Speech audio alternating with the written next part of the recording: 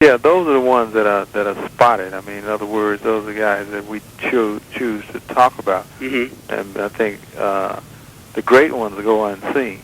Mm-hmm. We don't talk. There's probably more musicians that do great than not. You know. Mm-hmm. So, but as far as news media and stuff like that, they would more or less gravitate to the ones that didn't do quite so well. Mm-hmm. Yeah. There's a question here about the themes used in your lyrics. Has there been much of a lyrical change at all, or are you concentrating on the same themes as before, or do you find Pretty much the same as before. You know, trying to achieve positive thought. Uh-huh. This guy says that there, I guess, looking at the lyric sheet of this new record, that there's less of a religious vibe. Is that true? Probably so. I mean, it wasn't intentional, but I mean, there are songs. We're dealing with the issues that exist around us. Mm-hmm. You know, in other words, it's all right to talk about the pie in the sky and what it's going to be like on the other side, but I mean, we're here on this side right now.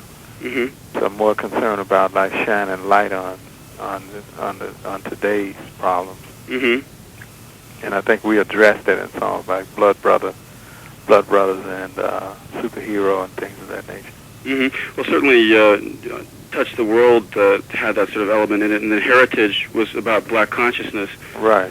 Is there one overall theme in this record similar to those? Well, the theme is that, of course, what we're trying to do is to bring together the minds, you know, in a sense of, you know, we're talking about Millennium, which actually is like a 1,000-year period. Mm-hmm. And in 1,000 years, we've been able to reach great heights in technology and not such a great heights relative to human condition. Mm-hmm. And we're saying that we have 3 years to go. I mean, we have 7 years to go. And, you know, in other words, we will have completed this millennium in 7 years. Mm-hmm. So that's what that's all about. Mm-hmm. And let me see here. There's, I guess, a 3-year blank since Heritage. This fellow here asks, what exactly did you do during these 3 years? Well, basically, what I did is that I took time and wrote the album, you know, pretty much, and then we started to record a year ago in May. Mm-hmm. But prior to that, I was just writing. It took me about 9 months to write. Is that right? Well, that seems like quite a while, though. Yeah, I just wanted to write, you know, get the right song. Uh-huh. It took my time. Certainly. Was it a difficult process this time, or was it? It wasn't a difficult process, just that I'm just so picky. Uh-huh. And when you're in this sort of a composing period, do you mainly work alone? I mean, you have collaborators, but obviously the final say is yours. Do you have like sounding boards? You use people you bounce ideas off of? Yeah, of course. Uh-huh. We wanted to make sure we made the right type of album. Mm-hmm. And so, like, it took time, you know, just to get the right songs. You know, songwriting is very hard. Mm-hmm. And especially when you sing the things that comes from your heart. Mm-hmm. It takes a little while. Hmm. I mean, if you think in terms of new bands who come on the scene who might have an incredible album, mm-hmm. just think how long they have been working on an album. Yeah. They never had an album out before. Uh-huh. So those songs are 2 and 3 years old. Hmm. But the energy impacts upon you because like it's fresh. Yeah. Because the songs have impact. Mm-hmm. But a lot of time and effort went into those songs. Mm-hmm. You'll find that the first albums are better normally than the second album. Mm-hmm. You know what I mean? Yeah, exactly. Because of the raw energy. Right. I'm sure that you're happy with the way this album turned out. Actually, you're still in the process of making it. As of right now, how would you score this effort? Is it does it score 100 at this time, or are you still trying? Well, right now I'm still in the process. I've just sequenced the album, mm-hmm. and now I'm in the process of like mastering the album. I'm going back and forth with EQs now. Right. And so that's my last effort uh-huh. towards making it into the best album I can.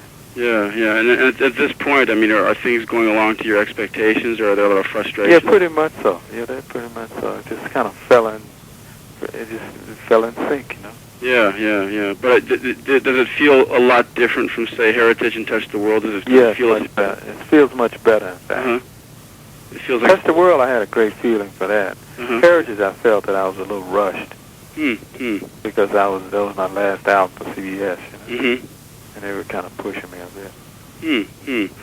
What have been the main differences since changing? How is Warner's different from CBS? Well, Warner's is a very creative company, and if you notice, a lot of they have great stars on that label. A lot of the greatest stars that have been around in this century, you know, signed with Warner. And CBS used to be like that years ago, but most of the artists left. Yeah, yeah. It seems like all the great artists on Warner Bros. Including yourself, at least now. Looking back over your career, do you remember any one period in which you can say that you were creatively at a high? Yeah, I think like during the time when I did the I Am album, All in All that I Am.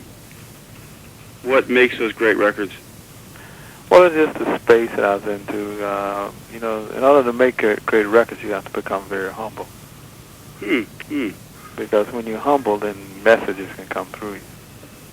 Oh, well, I mean, you were kind of riding a popularity high at the time as well. How did you remain humble? It was tough, but I did it. Because I never take the credit for everything I do. You know, I know that this stuff, this music and this career and everything that has been done, I have to give some of it to the creator because he comes through, you know. And so I have to, you know, be humble to the creator, you know. I mean, you can see how important you are when you go out and look in the ocean. And you see how small you are compared to the universe, you know. That is a very humble outlook. But I mean, when you're working with a lot of hot young musicians, don't you find from time to time that they're not exactly?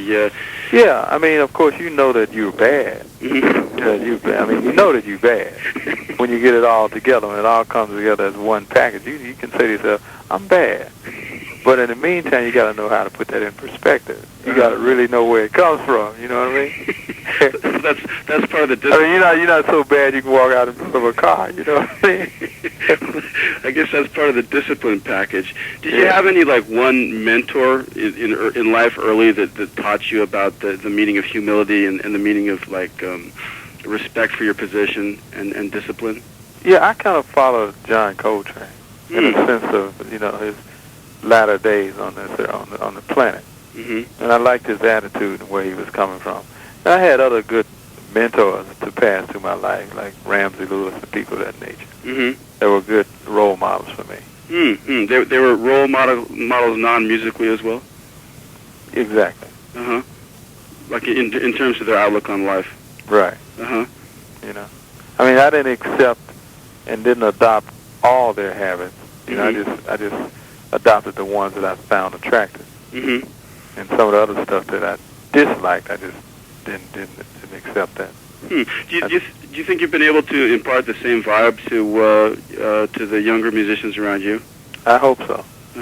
I really hope so. I've tried to be an example the best way I can, you know. Yeah. Well, what kind of feedback have you had from the younger guys? From guys? Well, the one thing that's very interesting, an old man told me once that you'll know you have made it when people start to call you Mister. You have made an impression on your life. And so what has happened is a lot of the cats that I see call me Mr. White. So, I mean, I usually stop it after the first time, but you have to earn that. Do you get a chance to talk to musicians outside of the Earth, Wind, and Fire circle much? Do you get occasionally, yes. Like, for example, who have you met, and like what younger musicians have impressed you, who you've actually met, you know, and talked to face to face? I met Tony. And in fact, they used to go out and open on our tour. They opened on I think their first tour was with us. You know. And what kind of guys were they? They're just beautiful cats, man. Mhm. trying to get it all together. Mhm.